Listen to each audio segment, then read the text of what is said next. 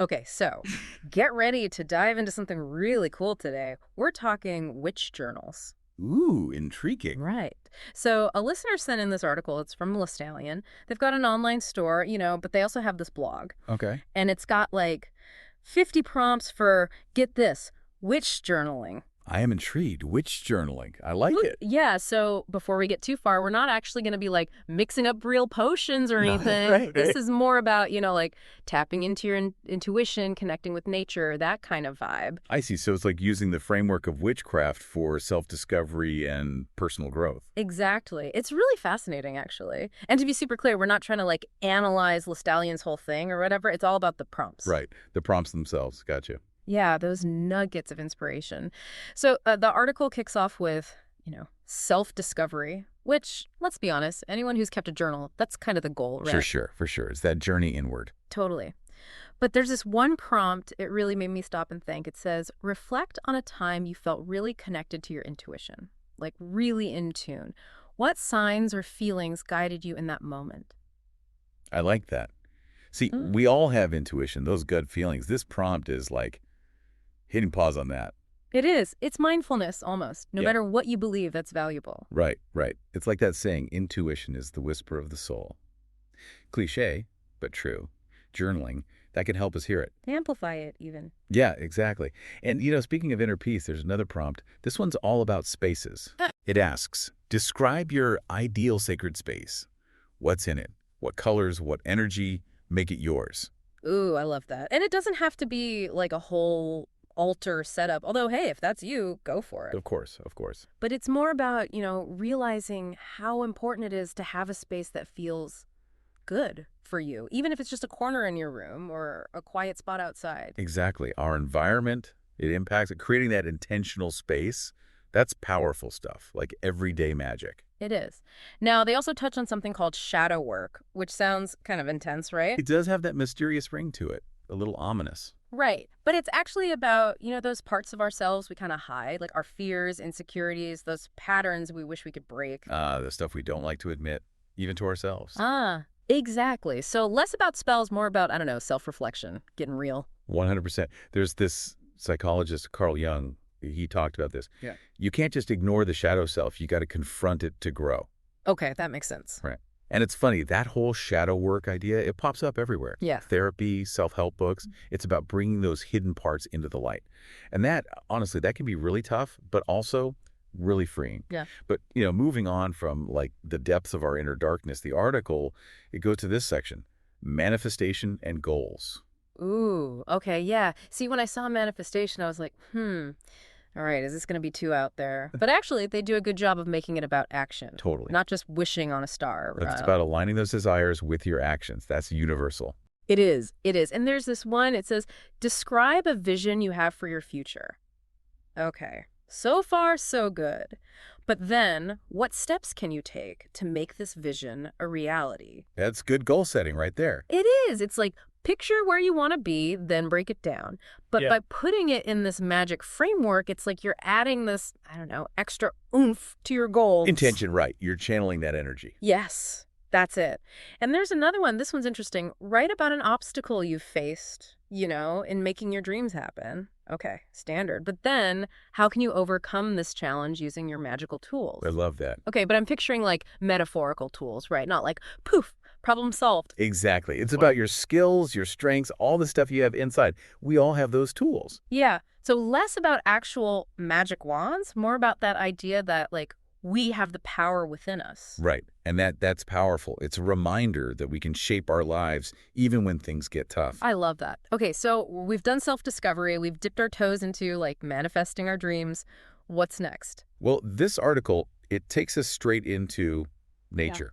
Connection with nature. There's a whole section. Which it makes sense, right? Nature just has this, I don't know, magical quality, even if you don't follow any kind of, specific beliefs or anything. It's that feeling of awe, that sense of belonging to something bigger. Yes, exactly. And these prompts, they really make you want to like slow down and notice it. Become present to it. Yeah. Observe. Mm. Appreciate. Yes. Okay, so there's this one. Describe your favorite natural setting. Cool. Most of us have one, right? But then, how does spending time there make you feel? And what magical practices do you do in this space? I love that question. Right. It makes you think, like, maybe my magical practice is as simple as taking my shoes off, feeling the grass, or, I don't know, watching a sunrise.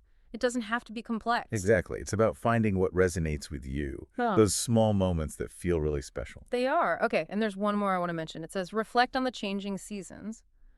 Okay, that's cool, but then how do you adapt your rituals and spells, again, quote unquote, to align with the energy of each season? That's deep. Right. It's like Yeah. you don't have to be a practicing witch to appreciate that. It's about the natural cycles, how they impact us. Absolutely.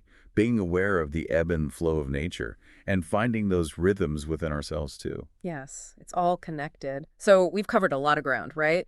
Self-discovery, we talked about making those dreams a reality. Oh, and of course, connecting with nature, always a good one.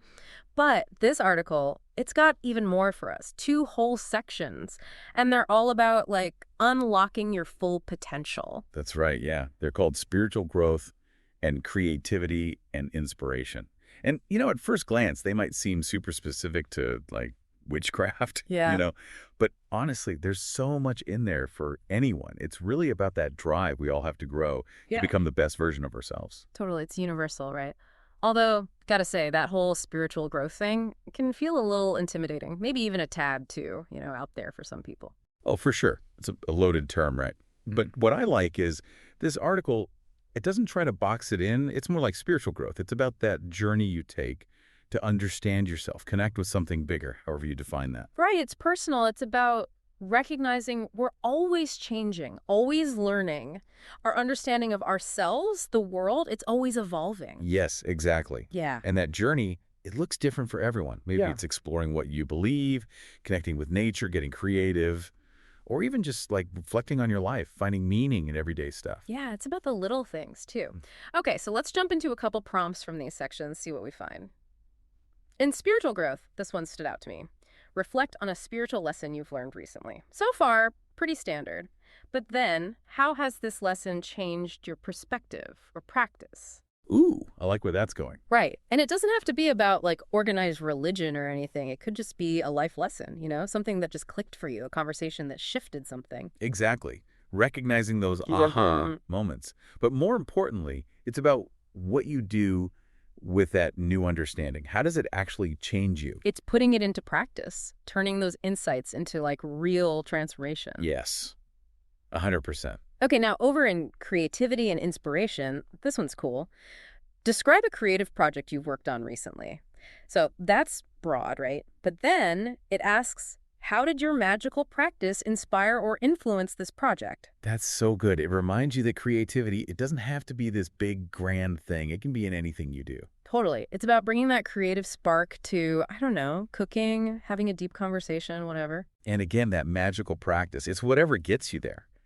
Yes, it could be meditation, spending time outside, listening to music, even journaling.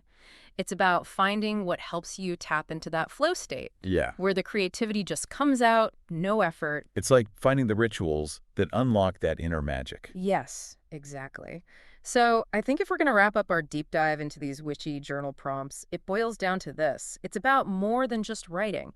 It's about exploring yourself, your dreams, how you fit into the world, but in a deeper way. Right. And it doesn't matter what you believe or don't believe. The magic, it's in the reflecting the intention, the doing it consistently.